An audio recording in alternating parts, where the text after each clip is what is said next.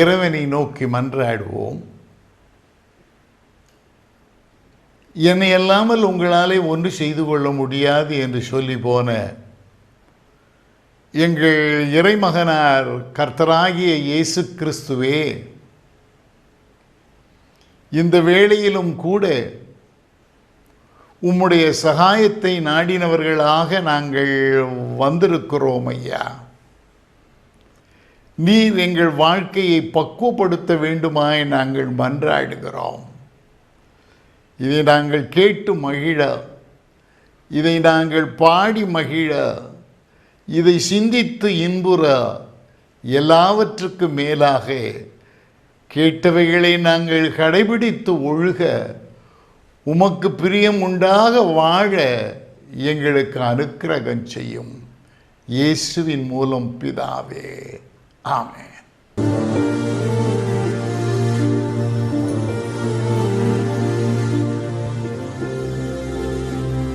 கல்வாரி மாமலையோரம்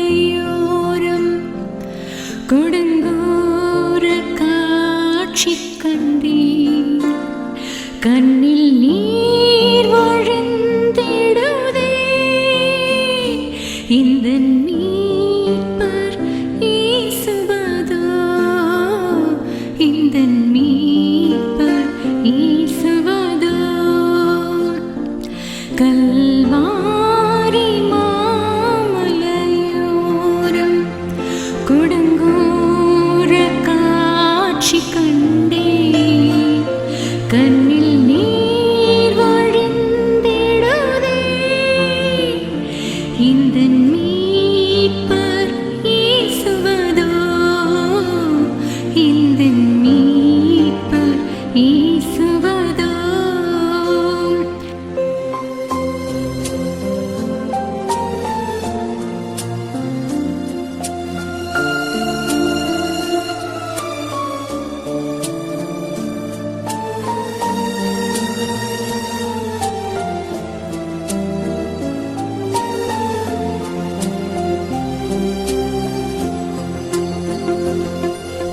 எருசலேமின் வீதிகளில்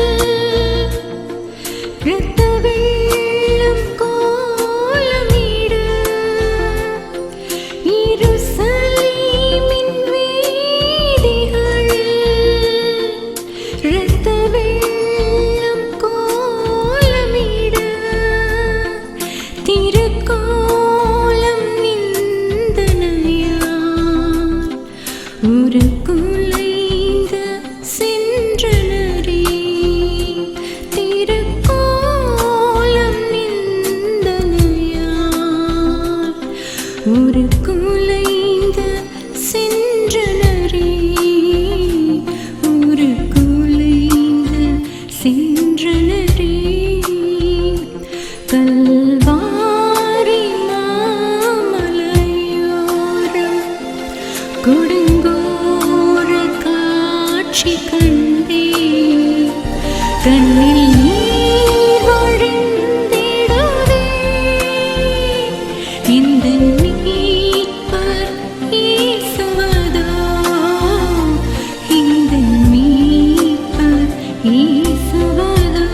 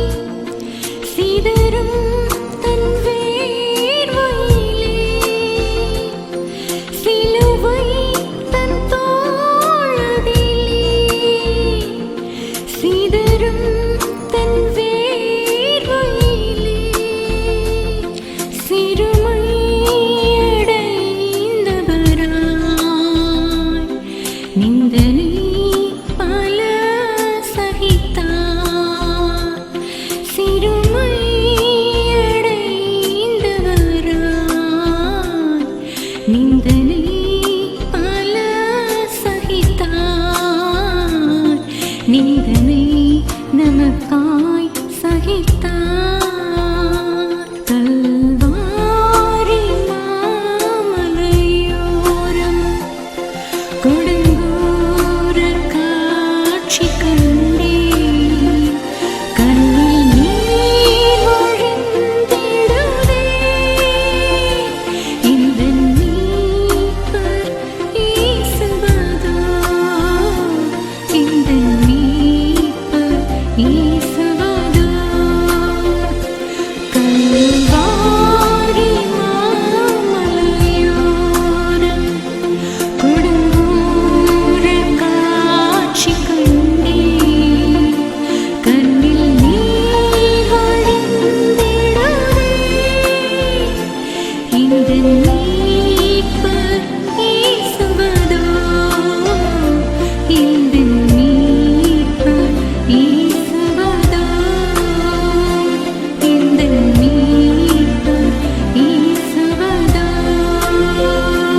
இந்த மீட்பர் இயேசுவதோ.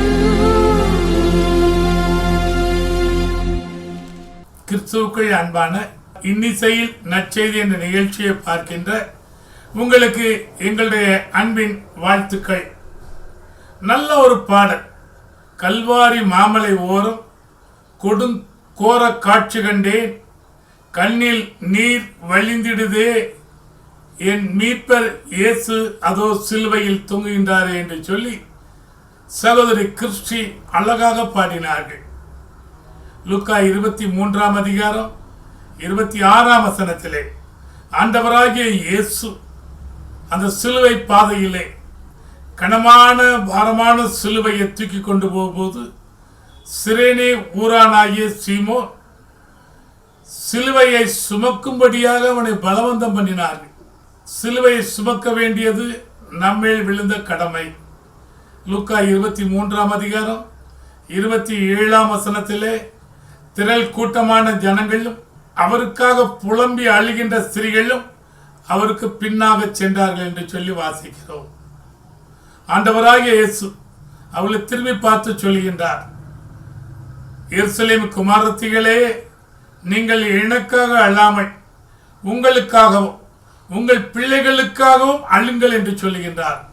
உங்கள் ரட்சிப்புக்காக, உங்களுடைய ரட்சிப்பின் பிள்ளைகளின் ரட்சிப்புக்காக நீங்கள் அழுது ஜெபியுங்கள் என்று சொல்லி அன்றைக்கு எருசலேம் குமாரத்திகளுக்கு மட்டுமல்ல இந்த நிகழ்ச்சியை பார்க்கின்ற உங்களுக்கும் ஆண்டவராகிய இயேசு சொல்கின்றார்.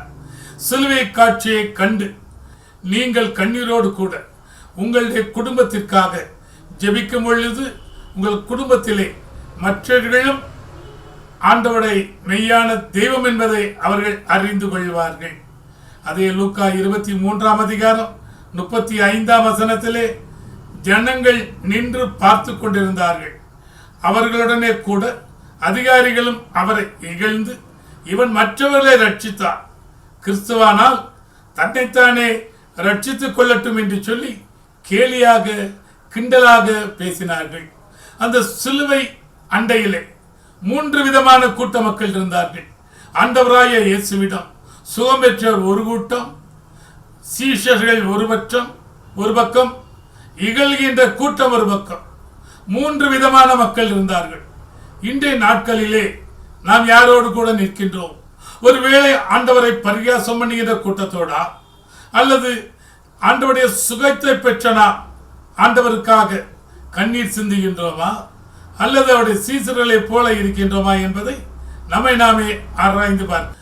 லூக்கா 4ஆம் அதிகாரம் 9ஆம் வசனத்திலே பிசாசு இயேசுவை எருசலேமுக்கு கொண்டு போய் தேவாலயத்து உப்பரியின் மேல் அவரை நிறுத்தி, நீர் தேவனுடைய குமாரனையானால் இங்கேருந்து தாள குதியும் என்று சொன்னார். ஆனாலும் அந்த பிசாசு கேலியாக கிண்டலாக பேசியது. அதே போல லூக்கா 23ஆம் அதிகாரம் 39ஆம் வசனத்திலே சிலுவையில் அறையப்பட்டிருந்த குற்றவாளிகளில் ஒருவன், நீ கிறிஸ்துவானால் எங்களையும் ரட்சித்துக்கொள் என்று அவரை இகழ்ந்தான் என்று சொல்லி வாசிக்கின்றோம். அதையே லூக்கா 22ஆம் அதிகாரம் அதையே இன்னொரு குற்றவாளி அவனை கண்டித்து பேசுகின்றார். நாம் செய்த குற்றங்களுக்காக, செய்த தவறுகளுக்காக தண்டிக்கப்படுகின்றோம். ஆனால் இயேசுவானவரோ தகாத குற்றம் ஒன்றும் காணவில்லை என்று சொல்லி அவன் வேதனையோடு கூட அவனை கண்டித்து பேசிவிட்டு, ஆண்டவரே என்னை ஏற்றுக்கொள்ளும் என்று சொன்ன பொழுது அவன் நீயும் இன்றைக்கு என்னோடு கூட பரதீசிலே பிரவேசிப்பாய் என்று சொல்லி அவனுக்கு வாக்கு கொடுக்கின்றான். எனக்கு அருமையானவர்களே, இந்த நாட்களிலே நாம் எப்படி இருக்கின்றோம்?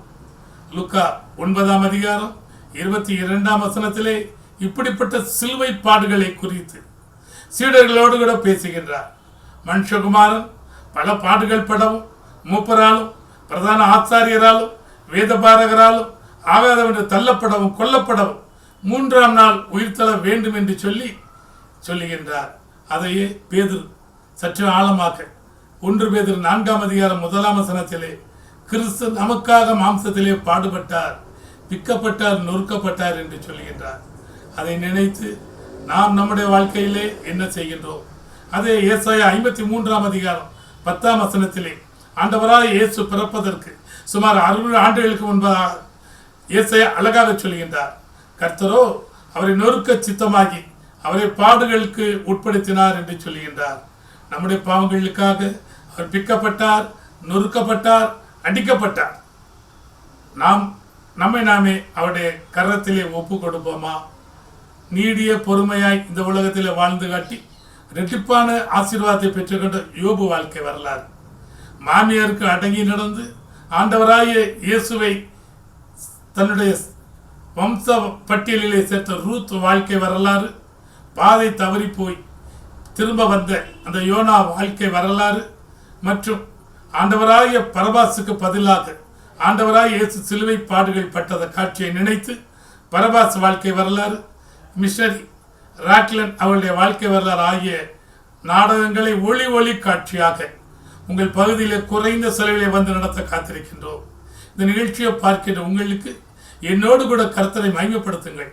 நாம் ஒருமித்தோடைய நாமத்தை உயர்த்துவோமாக என்ற சங்கீதக்காரனுடைய வார்த்தையின்படி உங்களுடைய பகுதியிலே வந்து ஆண்டவராய் இயேசுவை மேன்மைப்படுத்தும்படியாக, எங்களுடைய ஊழியத்தை தாங்கும்படியாக, எங்களுடைய ஊழியத்திலே நீங்களும் பங்கு பெற வேண்டும் என்று சொல்லி அநேகருக்கு ஆண்டவருடைய அன்பை கூறும் விதமாக எங்களை பயன்படுத்துங்கள். ஆண்டவராகிய இயேசு இந்த நிகழ்ச்சியை பார்த்து உங்களோரை ஆசீர்வதிப்பார். இந்த நிகழ்ச்சி மூலமாக அற்புதம் பெற்றவர்கள் அநேகர். தொடர்ந்து ஒரு நல்ல ஜெபத்தை உங்களுக்காக பாஸ்டர் ஏறெடுக்கக்கூடிய ஜெபத்தை கேட்டு அற்புத சுகம் பெறுங்கள். நன்றி. ஆண்டவர் உங்களை ஆசீர்வதிப்பாராக. ஆமென்.